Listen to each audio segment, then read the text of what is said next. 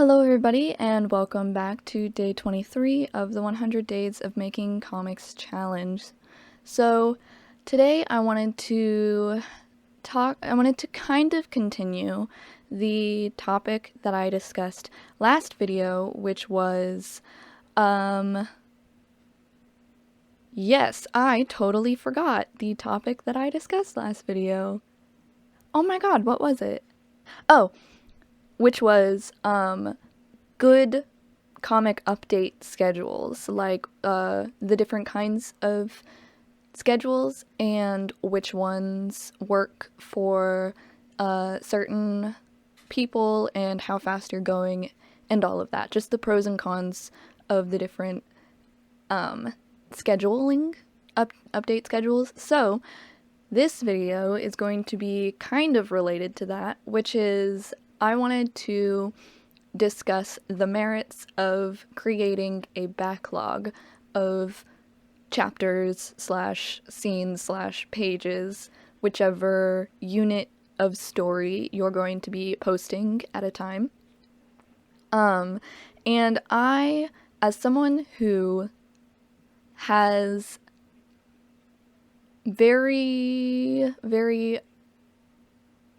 okay, what am I even trying to say?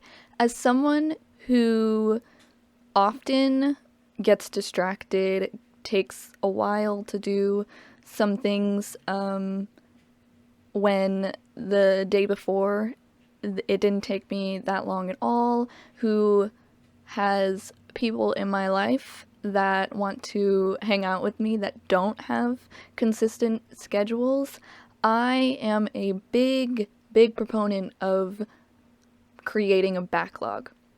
So I have mentioned before in these videos that I create a backlog for these videos because it's almost my entire day is dedicated to posting, to editing, and to recording. Because this is technically it's supposed to be a daily challenge, but I don't record every day and I don't post every day because for my mental health and or physical health, I don't. I can't do that. So for 2 days out of the week, I don't post and I don't record. But it's gonna be the same thing for when I start posting my comic, because regular scheduling, like regular posting, consistent and regular posting is going to go a long way to gaining an audience. Readers love to know exactly when they're going to get the next update, and it's something to look forward to. And if they don't know when the next one is, if you have a sporadic posting schedule because you keep getting sidetracked by family things or just, stuff that happens in your life, and you didn't get to work on your comic for a day or two, and so it's like a couple days late, then making a backlog is super important for avoiding disappointing your readers in that way. So another question then would be, how much of a backlog should I make?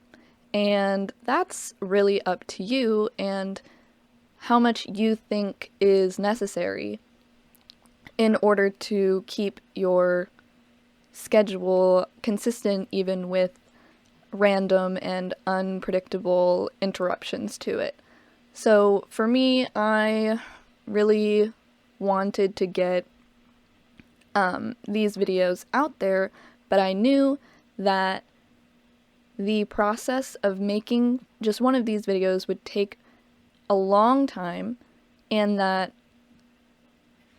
I would need a fair bit of backlog in order to prevent the scenario where I can't post a video on a day because I didn't get to record a voiceover, or I didn't get to record the actual speed drawing of whatever I'm working on, or I didn't get to edit it and export it, which also takes a while.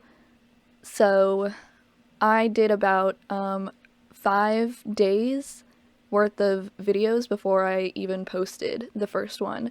And over the course of 23 posting days, which is about a month, because it is the 30th for me right now, though it is not the 30th when I'm going to be posting this, I went through that backlog of 5 videos, and now I'm only making these videos the day before I post them. And that will change this week when I do my rest days, because the 2 days that I don't record and the 2 days that I don't post aren't the same 2 days. I don't record Tuesday. No, I don't post Tuesday, but I record. And I don't record Wednesdays, but I post. And I don't post Thursdays, but I record. And I don't record Fridays, but I post.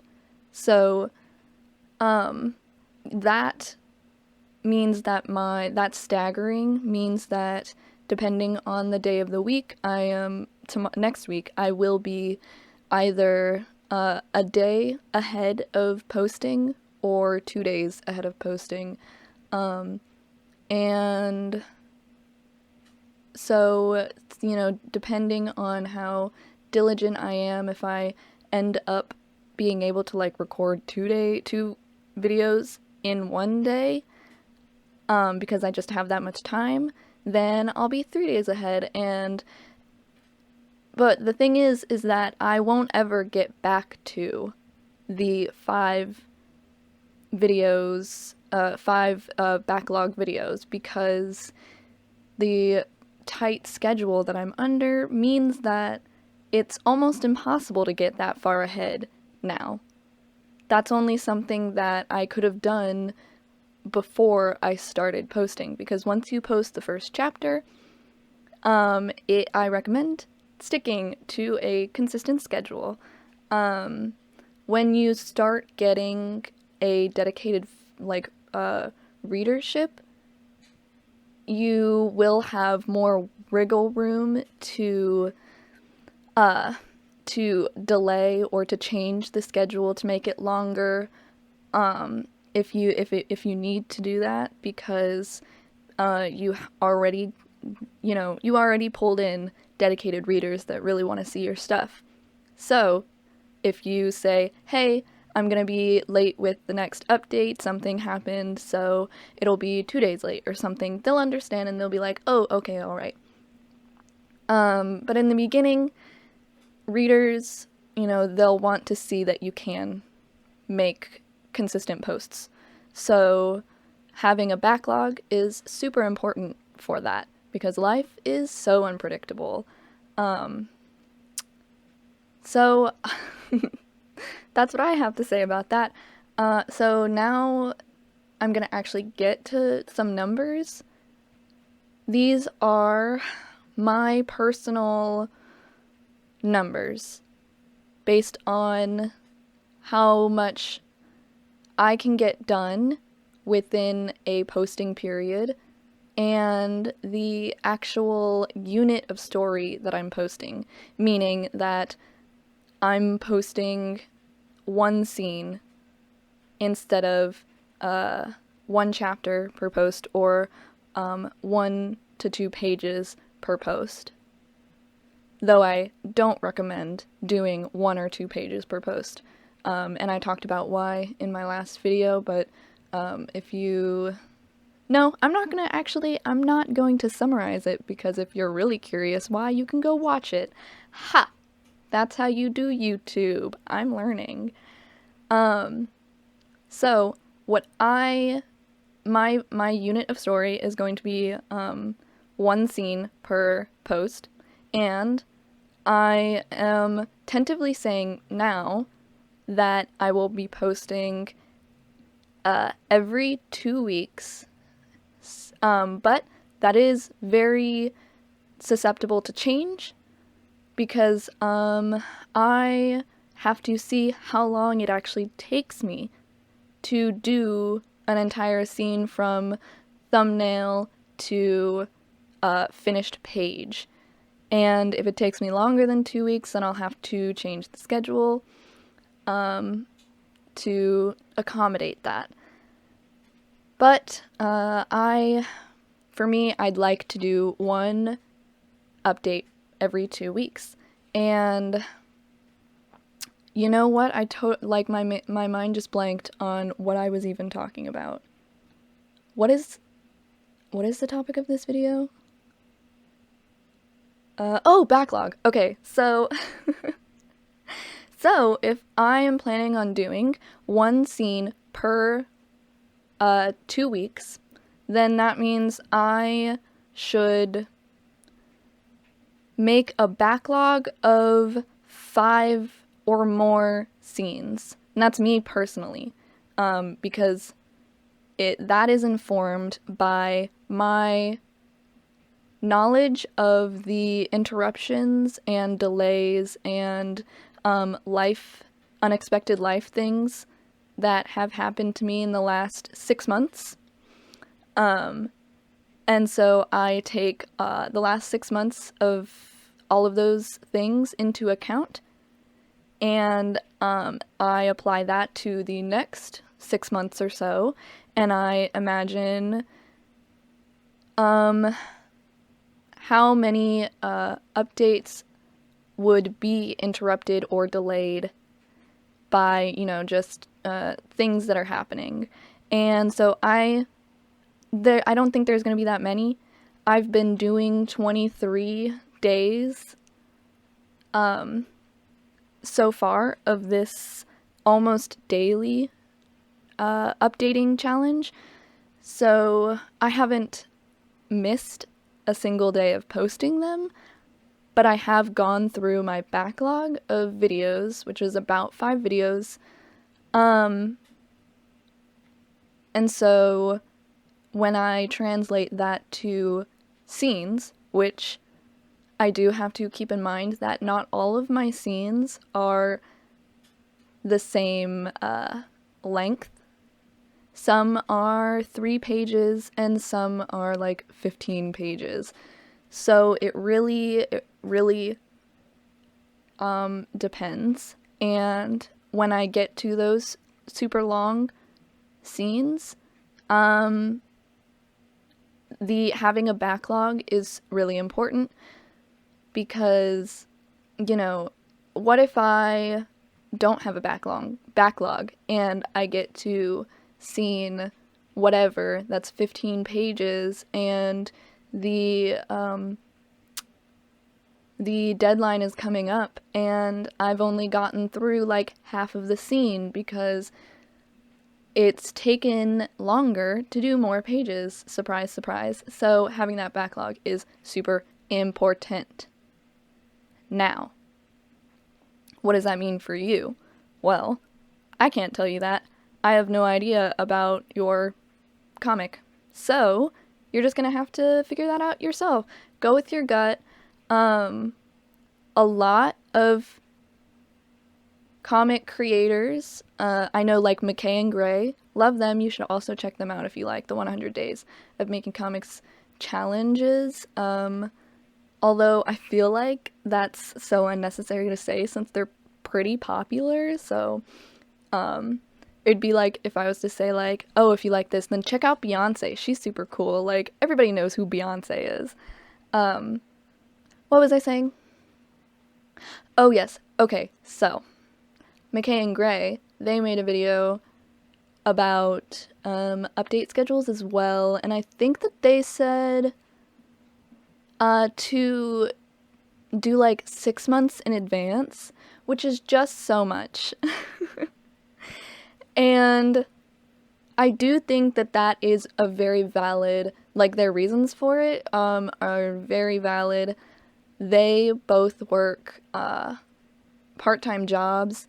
They are much older than I am. They have way more responsibility than I do. And so their backlog of 6 months works very well for them. But for me, I feel like that would be too much an unnecessary amount of preparation. I will probably, depending on how fast it takes me to do the first 5 scenes, if it takes me no time at all, then I will extend the backlog to 10 scenes, and if it takes me, the expected amount of time, then I'll keep it. Actually, I think that should have been reversed. If it takes me no time at all to do 5 scenes, then I'll probably just keep the 5 scenes backlog. But if it takes me a long time to do 5 scenes, then I'll probably extend the backlog to 10 scenes, because if it takes me longer than expected to do 5 scenes, then I should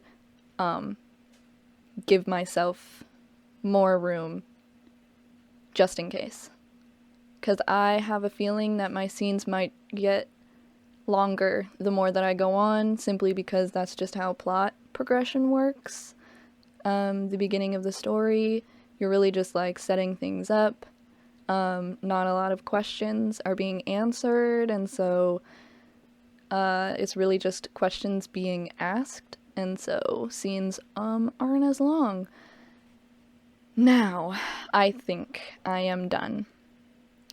And I didn't even know that I was going to be talking about this until I sat down 2 seconds before I hit record, because listen, I am out of ideas. I'm running out of things to talk about. I'm sure if I tried very hard, I could make a list of about like 5 more video topics, but really, I'm running out. So, if you have like questions for me, now is a good time to ask them. I'm making these videos a day before I post them, so you won't even have to wait that long. So, just ask me anything, really anything about the comic making process, from prep to design to thumbnails to pages to posting. And if you have like questions about my story specifically, I am way more than happy to talk about The Forgotten Ones, which is the title of my comic. I'm very, very glad to talk about it. So if you even just wanted to know about that, then I can do a voiceover about that too. So now I'm actually done. Thank you so much for watching. I hope you enjoyed, and I will see you in the next video.